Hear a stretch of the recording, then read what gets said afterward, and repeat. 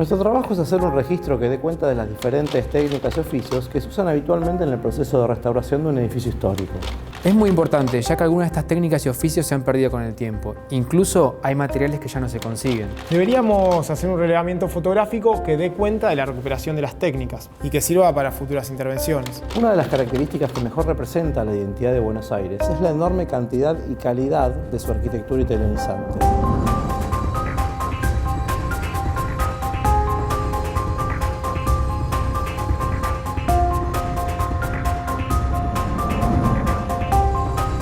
El aporte de arquitectos y constructores italianos fue fundamental entre fines del siglo XIX y principios del XX.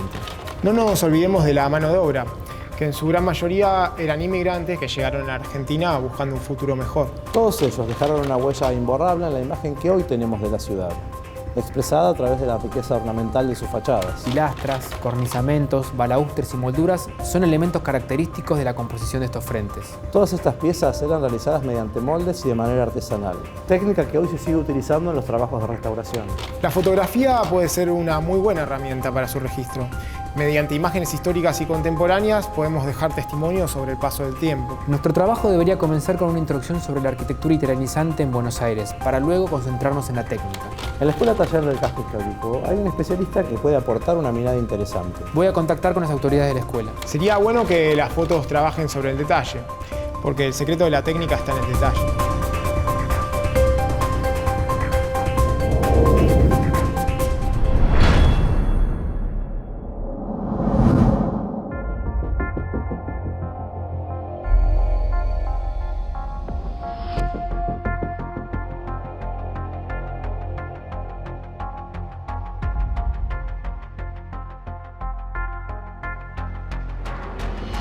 La arquitectura italianizante tendrá un fuerte impacto en nuestro país a partir de la segunda mitad del siglo XIX, con la llegada de profesionales europeos, mayormente italianos, lo que provocará un cambio notable en las obras encargadas por el Estado, así como en el ámbito privado, con especial énfasis en Buenos Aires y el litoral fluvial.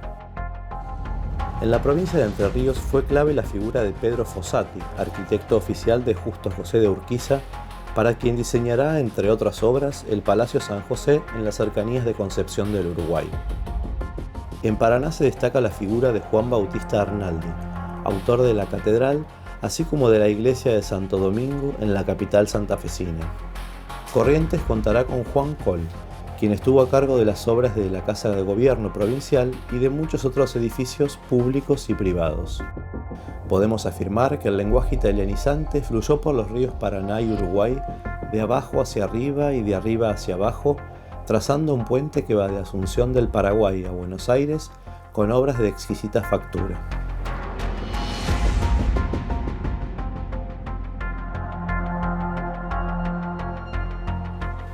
Pero el litoral no fue la única región del país en incorporar este nuevo lenguaje. Las provincias del noroeste, de marcada tradición colonial, fueron también testigos de la irrupción del clasicismo asociada a la presencia de arquitectos y constructores italianos que le darían a las ciudades capitales un nuevo aire en sus edificios de mayor significación. En Catamarca sobresale Luis Carabati, autor de la Catedral de la Virgen del Valle, de la Casa de Gobierno y muchas otras obras encargadas por el gobernador Octaviano Navarro. Asimismo, el padre franciscano Luis Giorgi intervendrá en la remodelación de las iglesias de la Orden en Catamarca, Salta y San Salvador de Jujuy. En Salta será clave la figura de Francisco Righetti, que participó en la Catedral, San Francisco y La Viña. Por su parte, los hermanos Canepa se destacaron en Tucumán y Santiago del Estero. En el caso de Buenos Aires, el ingeniero Carlos Enrique Pellegrini marcó un hito con el antiguo Teatro Colón, así como el inglés Edward Taylor con la antigua Aduana, dos obras que cambiaron considerablemente la imagen de la ciudad a mediados del XIX. En la década de 1870, los genoveses Nicolás y José Canale dejarían un valioso legado con la iglesia de la Inmaculada Concepción, la Redonda de Belgrano, y frente a ella, Juan Antonio Buschiazzo levantará la antigua municipalidad, convirtiéndose en uno de los arquitectos más prolíficos de las últimas décadas del siglo. Pero sin lugar a dudas, el año 1883 será un punto de inflexión en la arquitectura porteña con la llegada al país de Francisco Tamburini, arquitecto formado en la Academia Real de Nápoles y designado por el presidente Roca como Inspector General de Obras de Arquitectura de la Nación. Tamburini es autor de innumerables proyectos para edificios públicos y privados, como el Teatro Rivera Indarte, hoy del Libertador en Córdoba, o el Teatro Colón en Buenos Aires. Pero quizás su obra más emblemática sea la Casa Rosada, donde manifiesta en todo su esplendor la maestría y el refinamiento de la tradición italiana.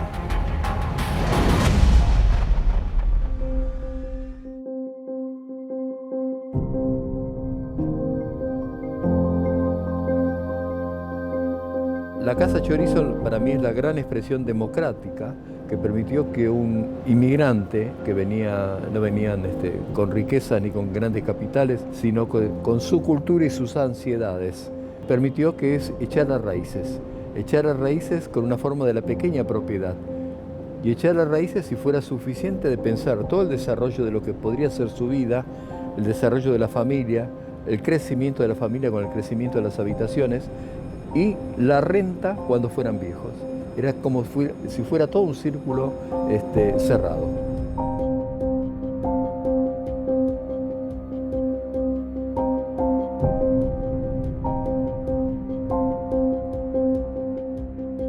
Tiene como forma distintiva, así, encara algunos elementos de ornato, como el hecho de una modulación con pilastras, remate tipo cornisa. Es una arquitectura muy sencilla y fundamentalmente aditiva.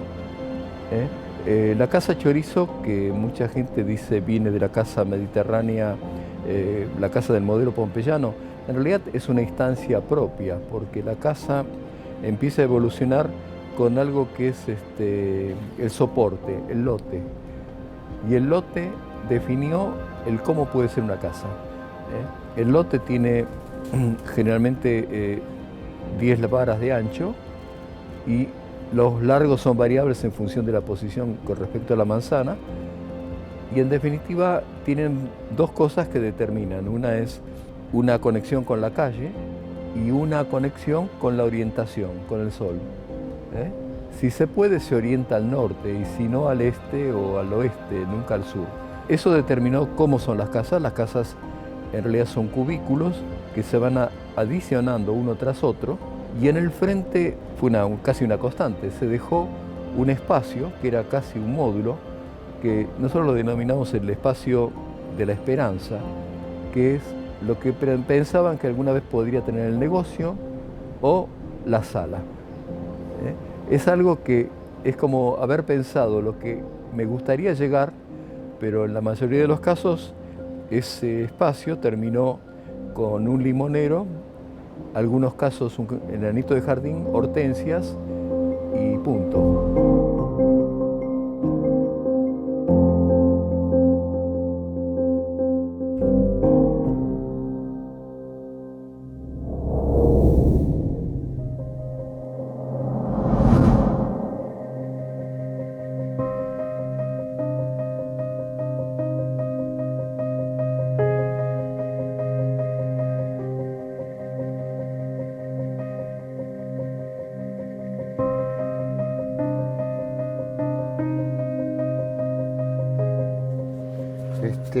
Este mascarón pertenece a un frente en el cual pudimos tomar esta pieza, retirarla, y tenemos que hacer a su vez, para completarlo, otros mascarones más.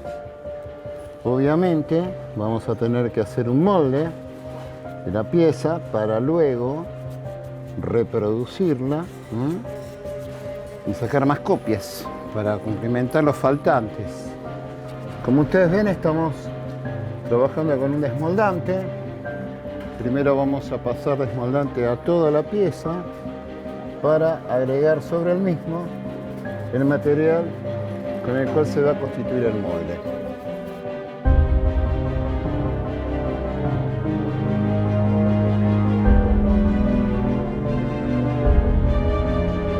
Vamos a pasar ahora a la colocación con la pistola correspondiente, a la colocación de lo que es la silicona. Una vez que colocamos la silicona, debemos aplastar la misma contra la pieza, a los efectos de que copie bien. Entonces eso es mecánico, se aplasta una esteca, en este caso.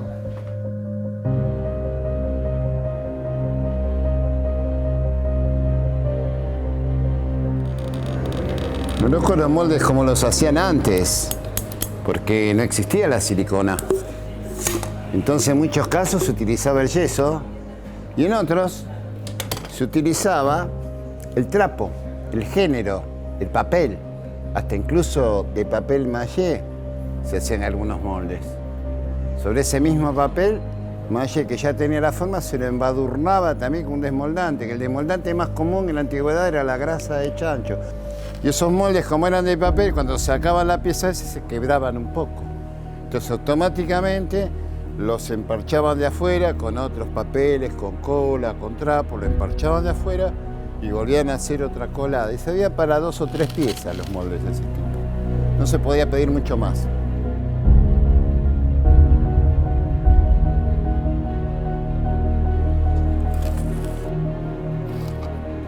Bueno, voy a proceder a la terminación de lo que es este peinado. A peinar todo este material. Hice peinar también. Y después voy a empezar a colocar lo que es la gasa. Porque esto va entre capa y capa. De material van 2 capas. Va una capa de silicona. La gasa. Que en este caso acá ya la podemos colocar. Ponemos ya pequeños trozos de gasa.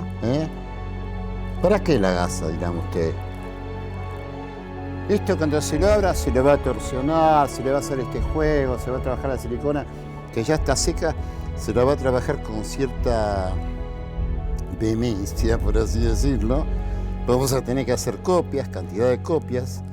Y esa cantidad de copias, esto lógicamente lo vas doblando, doblando, doblando. Es material de tipo, no plástico sería la palabra, pero es de tipo polímero, ¿no? Entonces en un punto va a quebrar. Entonces al colocar la gasa, nosotros estamos asegurando que esto no va a quebrar. Y si por alguna razón quiebra, está agarrado internamente.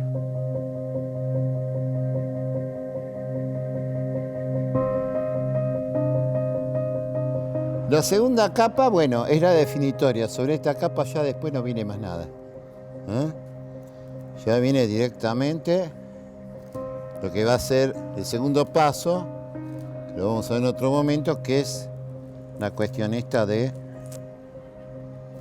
el contramolde.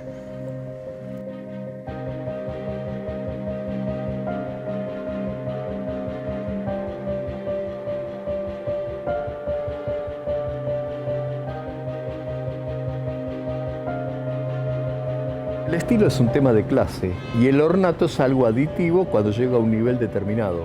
Lo básico es el cubículo y yo lo voy adornando o expresando a medida que la calidad económica y cultural de la familia lo expresa. Lo que tenemos que pensar es que una fachada no es para los de adentro, sino que es un mensaje del de adentro para el de afuera.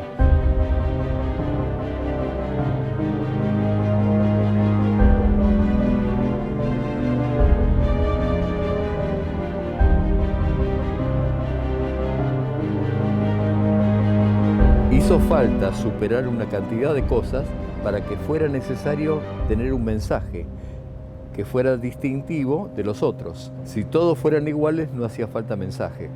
El tema es que esas cosas son aditivas. Y vamos a ver casas construidas 1870 y la fachada por ahí con piedra París en algún caso, con ornato y una serie de cosas, 1900.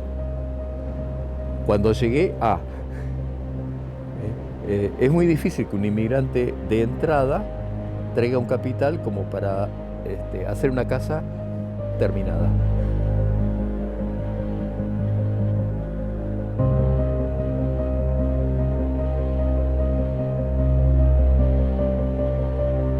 Vamos a proceder con lo que es el contramolde de la pieza. Ya el molde, como ustedes ven, está hecho. La parte del contramolde es el material que lo vamos a hacer en yeso, que va a sostener después, al darlo vuelta completo, va a sostener lo que es la silicona. Entonces vamos a empezar a colocar el yeso, que en primera instancia es medio líquido o medio chirle. ¿Por qué es medio chirle? Porque de esa manera copia mejor. Si nosotros colocamos un yeso que está medio durito, no va a copiar tan bien todas estas partes. Este va a ser un molde de 2 taseles. Primero voy a hacer la mitad del rostro y después voy a proceder con la otra mitad. Por eso voy a colocar material hasta más o menos la mitad de lo que es el molde o la pieza. Esta va a ser la primera capa de yeso que le vamos a dar a la pieza. Después vamos a agregar otra capa más. Entre capa y capa vamos a colocar una malla, en este caso una malla plástica. La incluimos, que el yeso pase en su estado así de pastoso, pase a través de la misma y le ayuda a sostener.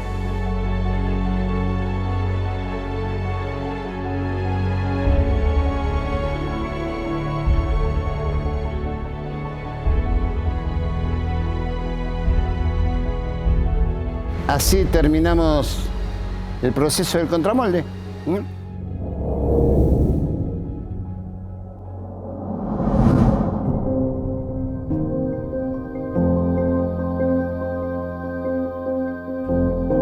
El tema de cómo se armaba una fachada es un tema de especialización, porque la casa la construía un albañil. Eran casas de mampostería de ladrillo asentadas en barro, y después, cuando se podía, se armaba la fachada. Y la fachada venía otra persona, que era el frentista. El frentista tenía un montón de conocimientos distintos, pero el albañil le tenía que haber dejado la mampostería preparada. Las cornisas se dejaban ya hechas en la mampostería. Hasta 1890 lo que encontramos es revoque de cal que puede estar reforzado con cemento. Desde 1890 en adelante, cuando se podía, se usaba una argamasa hecha con lo que le llaman piedra París. Cemento, tenía mica, tenía arenas de distinto tipo y que da una superficie mucho más resistente. Y se agregaban elementos de ornato que se compraban en el taller del escultor. Había muchos talleres que se dedicaban a vender figuras de ornato.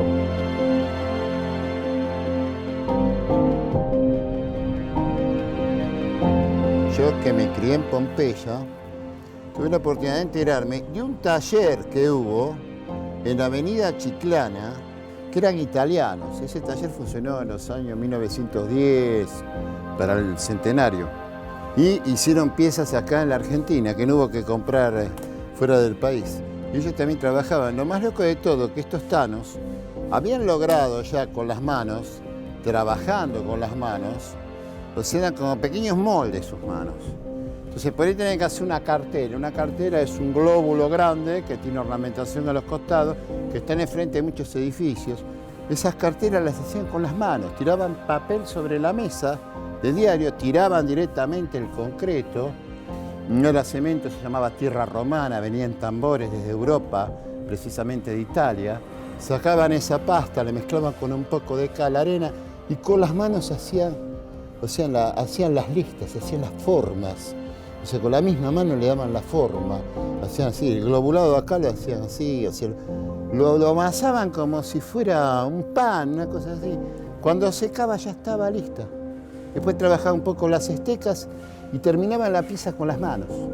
Como lo hacían sobre diarios, que eran diarios de esa época, obvio, a veces encontrás en algunas de esas piezas el diario pegado atrás con la fecha.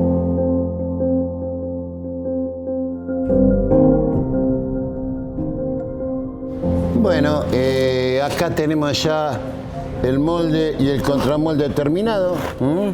Y vamos a proceder a abrir el contramolde. Y acá tenemos el molde con la pieza. Procedemos a sacar el molde despegándolo de la pieza.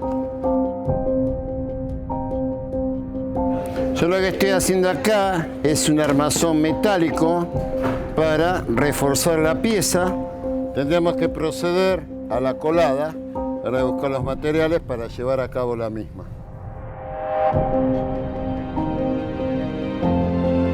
Ahora lo que se va a realizar es el tamizado de la arena para eliminar todo tipo de impureza.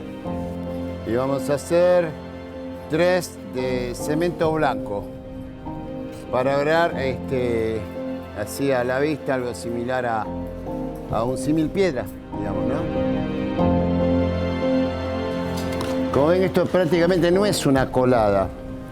Estamos trabajando con el material en un punto donde tiene cierta solidez. Están dando los últimos toques de la pieza.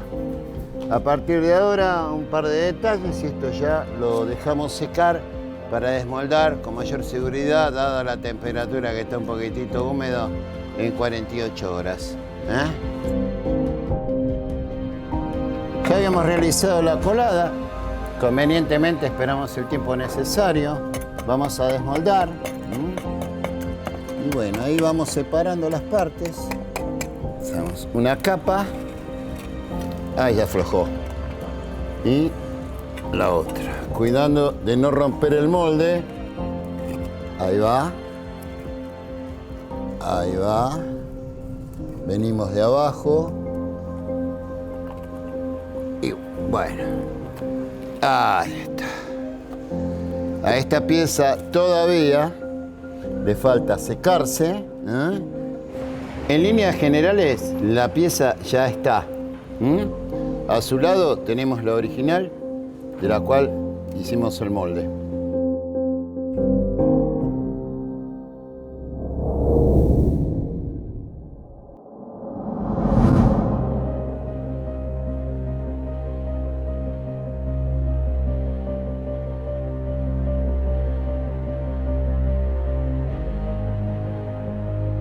Una casa con ornato, macanudo, pero ¿cuándo es? Cuando un ornato que se le agrega primero italianizante, allá por 1870, 60, con figuras de terracota, con algunos elementos aditivos, con las rejas que tenían algunos elementos de antimonio, como los palmares o las cabecitas de Colón, que caracterizaban, pero eso no era de la gente común, Había que tener posibilidad de tener eso.